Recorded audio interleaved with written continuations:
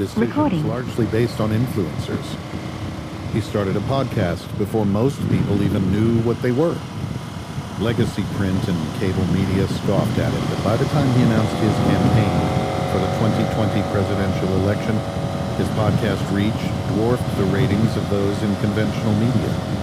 The same media that continued to make cynical comments night after night from their sound stages in New York, D.C., and Atlanta.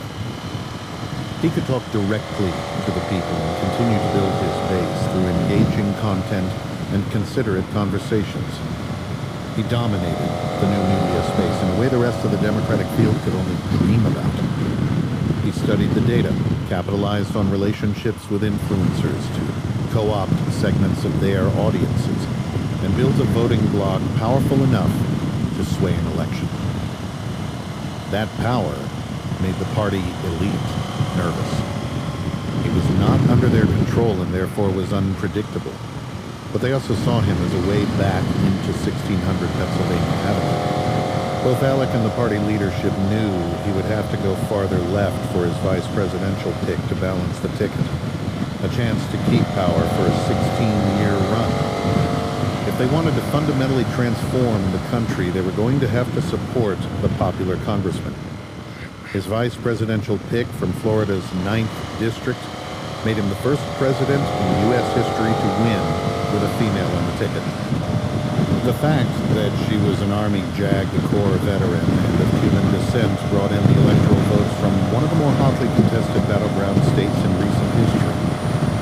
That she remained a major in the National Guard and outranked the new commander-in-chief, who had been medically retired as a first lieutenant due to his combat injuries, was a source of ample comedic material for the late-night talk shows. Even the women of The View could not stop themselves from fawning all over them both. It kept Alec center stage and made him relatable.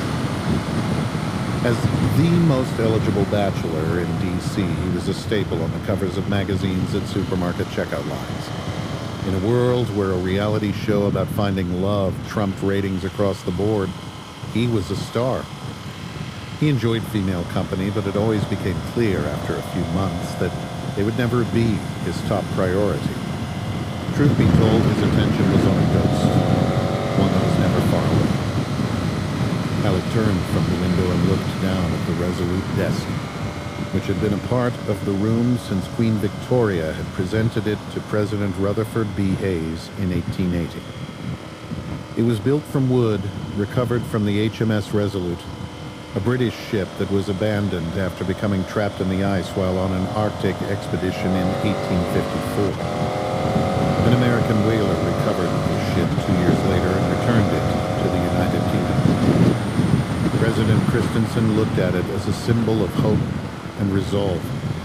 Just shy of 100 years after fighting the war for independence, the former colonial rulers gifted a desk made from one of their naval vessels to the leader of the country that defeated them. After contentious beginnings and the war that birthed a nation, the two countries have become the staunchest of allies. He rarely walked into the Oval Office without thinking of the iconic photo of JFK working that very desk with John Jr. peeking out through the knee-hole panel at his feet. A photo that would not be published until after the assassination of Dallas.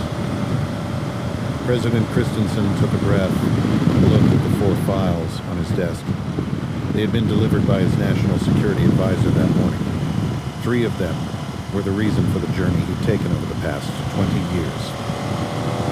The president is the only person in all of government who has unfettered access to the nation's most closely guarded secrets. Everyone else is read into and out of special access programs based on need to know. Information is compartmentalized for reasons of national security. The real trick is knowing what to ask for and where to look. The young president was searching for something specific. Alec had not made his request immediately upon taking office. He had already waited 2 decades. He could wait a few more months. The new president needed to learn, research, and plan. He needed to lead. He had inherited a country still reeling from the economic repercussions of an almost complete shutdown in response to a virus that had originated halfway around the world. The follow-on civil unrest had devastated the nation. Those wounds were slowly healing, in large part due to Alex's leadership. He'd had access to some of the documents included in the files when he was in Congress, but there were two new files that he was particularly interested in today. The commander-in-chief pressed his knuckles into the oak timbers of the presidential desk. His left